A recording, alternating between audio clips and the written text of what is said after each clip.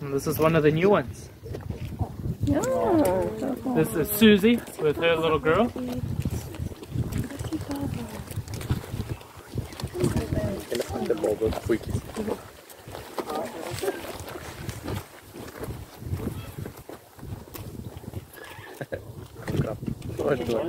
Nine months. 11 to 12 months pregnant. Yeah, they carry almost an entire year. So our average is 345 days pregnant. But they have a 4-week leeway. They can either be 2 weeks soon or late, and the baby can still be perfectly healthy. And yeah, one at a time. Twins is possible, but incredibly rare. So I just ask you, please do not run inside the barns. And all the babies that's in a small pen with just the mom, that we do not touch them at all. Yeah. No, they get sick. No, they get their immune system from the moms like we do. And everyone in the small pen is about a week or younger. It's not quite there yet. Some of them are just over a week, and some of them is born today, 2 days ago, and 3 days ago. Sure, there's so much of them. I didn't realize there were. There's like 100 of them. So these ones are a few weeks old. So you can see they're much bigger. And then these ones are a week old, which is much, much smaller.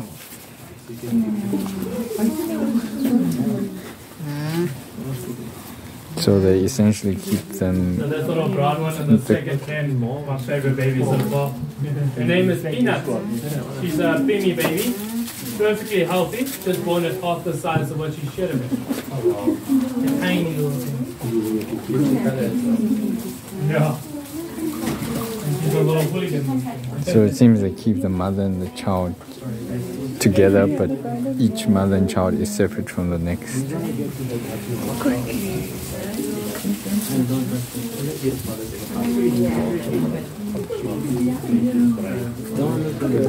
So there's not much fence here, like you can literally reach out and touch them. Tara, the little boy is 3 days old, her neighbor is 2 days old, and then that neighbor, the brown one with the white mark on the forehead, that is top 10.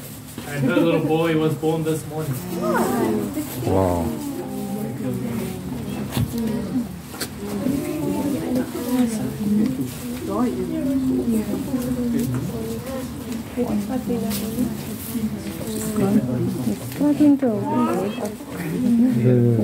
Good morning.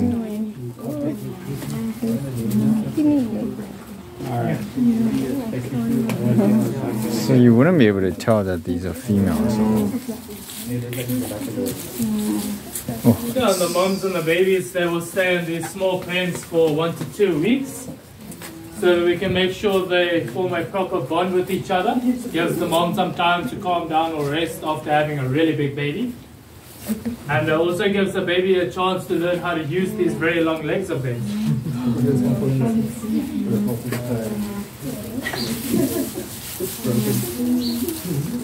And then it will come over to a communal pen where all the babies can run around and play, and the moms can get together to complain about these long pregnancies. Is that normal? She had an abscess on the side, so the purple spray is an antibiotic spray while it drains, and it also works nicely to keep the flies away from it. Nice. And she had a baby. Yes. Life is getting harder. Yeah. It's the sound of the females arguing with each other.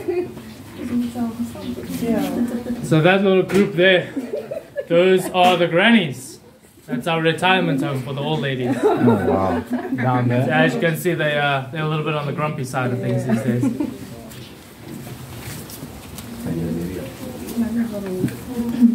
What happened? You're not doing your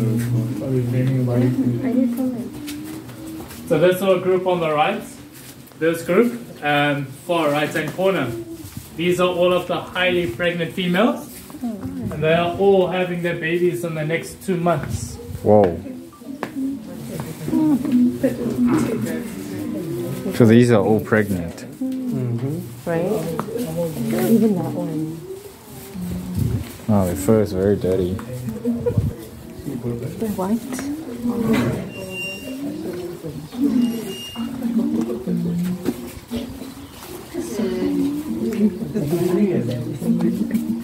Some of them have this weirdest face ever, right?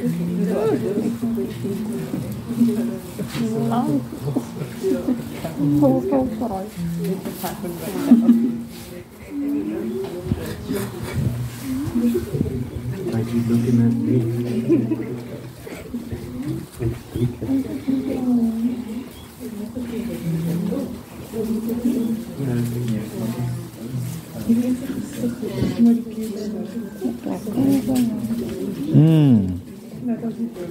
Different colored furs.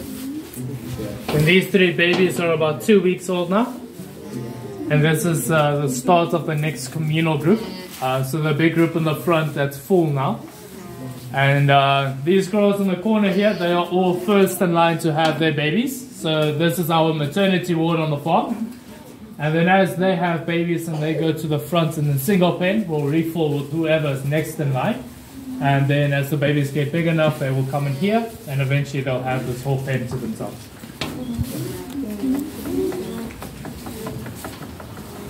And we have this little brown one in the corner. Her name is Spot On. It's the only alpaca on the farm to have one spot inside of another one. And I was really hoping that her little boy would also have a spot because I wanted to name it .com. But unfortunately no spots. Maybe the next one.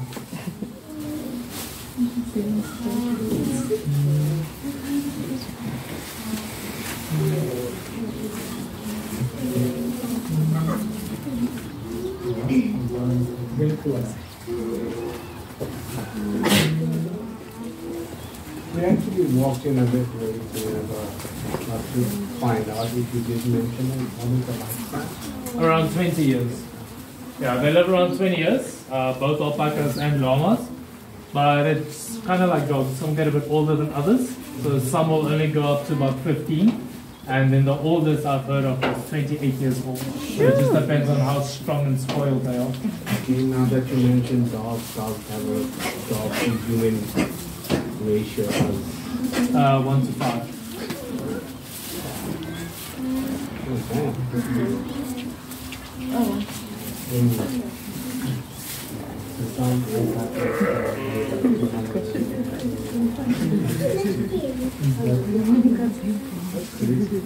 No wonder they call me.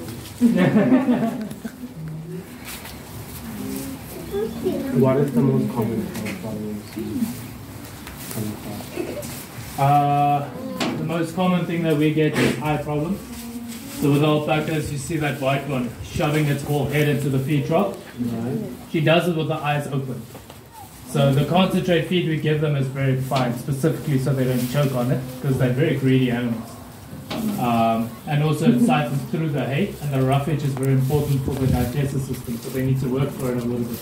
But what they do is they eat a hole in the trough to get to the bottom where the good stuff is, and then they go diving, and then the hay starts poking them in the eyes and stuff like that. So you get some eye problems, which is that little white tube that's on the railing there by the gate. Just put a little drop into the eye for about 2 days and it's all cleared up. Other than that, we don't really have a common illness really. Our alpacas just don't get sick. They're a camel family, so alpacas, llamas and camels have the strongest antibodies of all mammals in the world. So generally speaking, they don't really get sick, but their immune system is not constant. It's like us, they go through a little dip. And if they go through a dip and they get sick and they're not vaccinated, then it could spread like wildfire. But so yeah, we vaccinate against blue tongue, river valley, and heartworm. Those are the 3 main things, and then we'll treat as it pops up, whatever they may or may not eat. Is there a specific age from when your can start procreating? The girls is under a year old.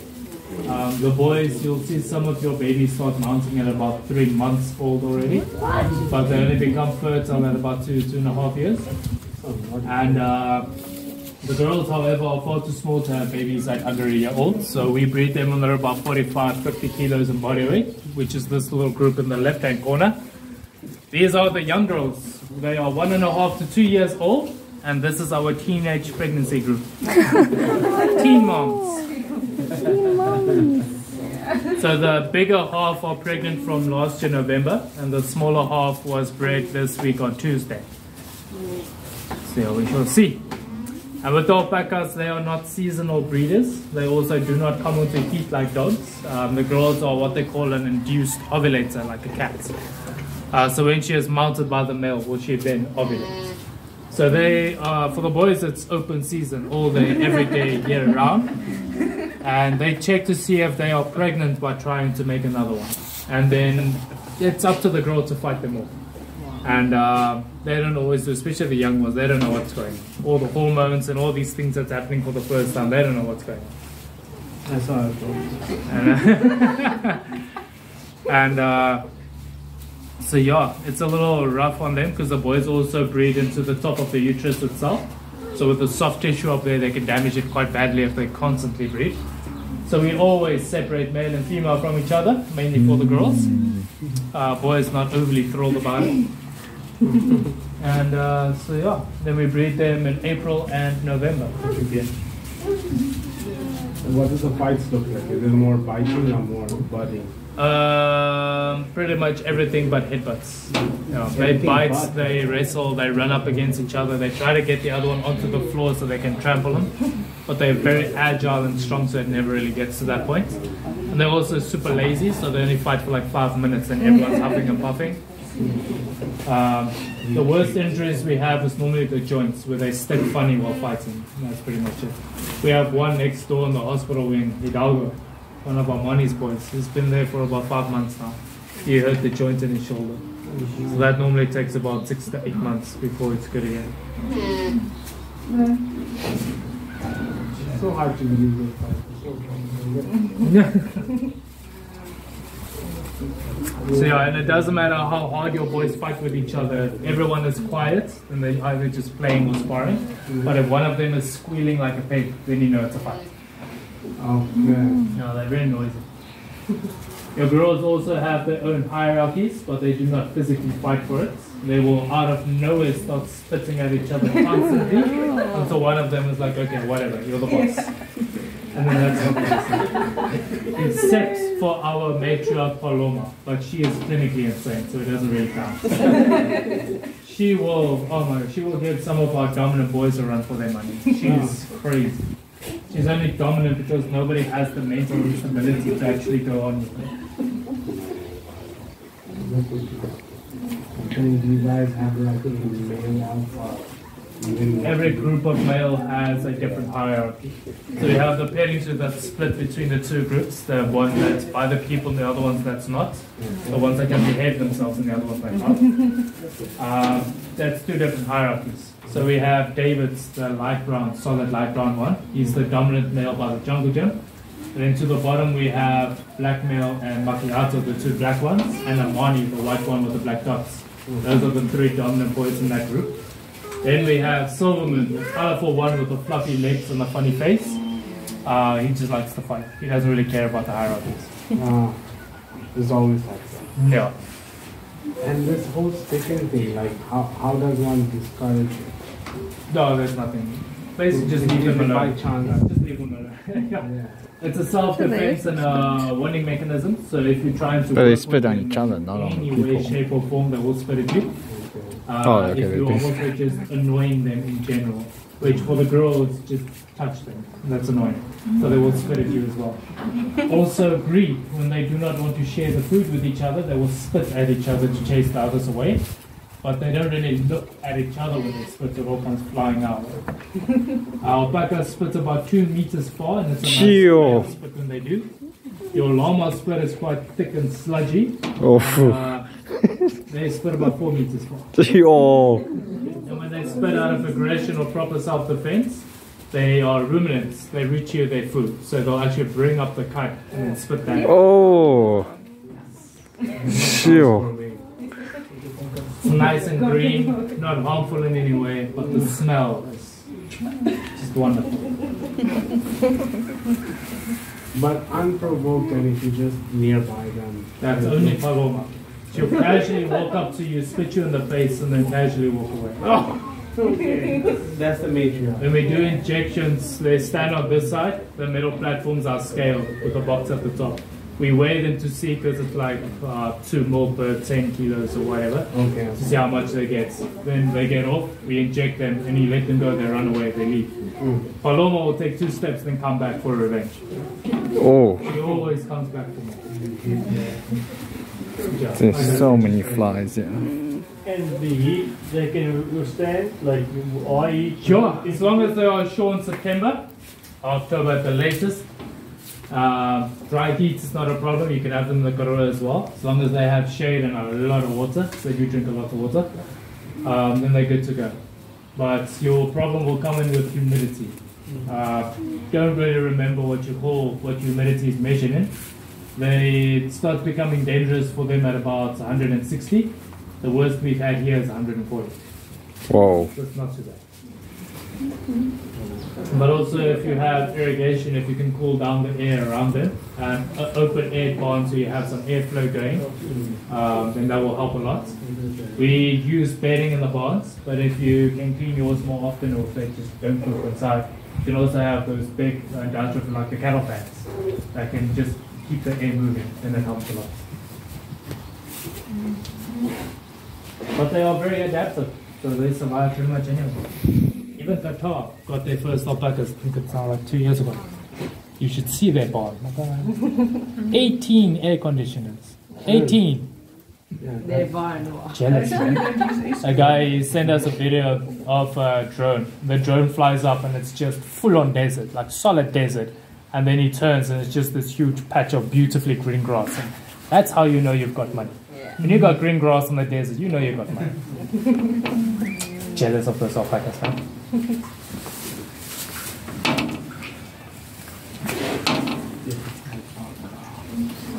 wish one was really but now.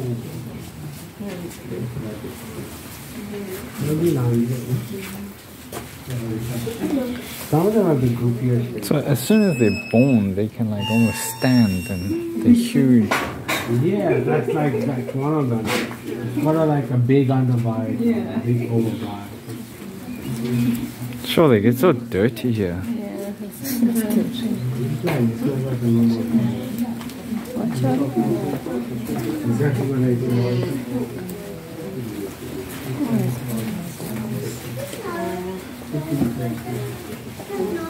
It gets too greedy, then it puts his full face in there trying to get to the...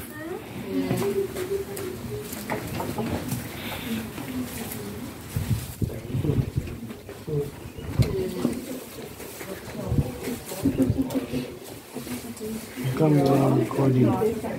I did many, like too many. Too many. Too many.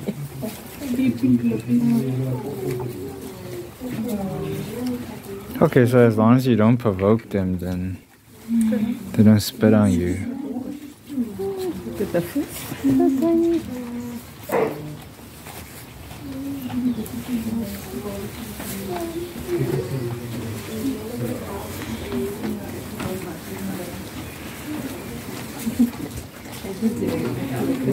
So they just eat all day, every day. And then turn it on. I'm very tempted so that from I know. No, but the one point to say. The baby. I think so. This morning. handsome. Sure, this one's right by the gate.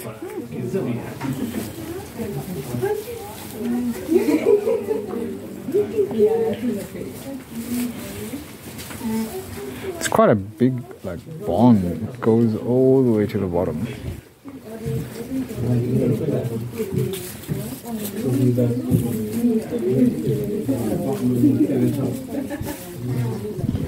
Sure, this is so dirty. Must wash everyone.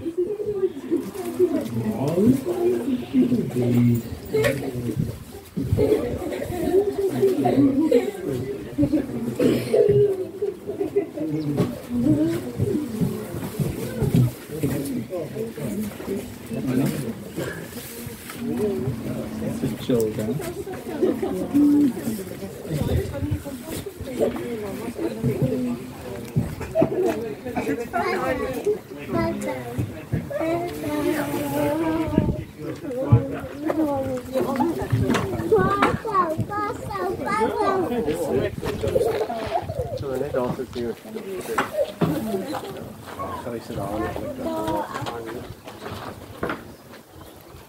So hierdie is nie lamas. Die alpakas is nie groter nie. Alright, let's head on back up.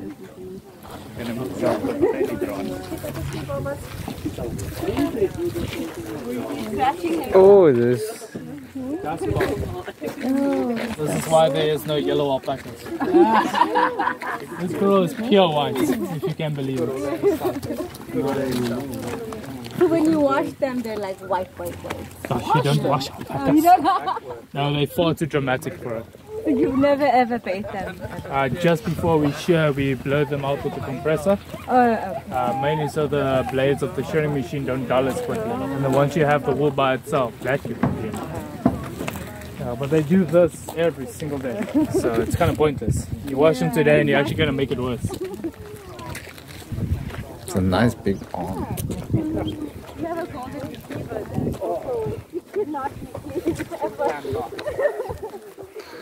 Yeah, so while we're actually on the tour, Roy, the tour guide, he actually told us not to touch the babies because they don't have their full immune system developed.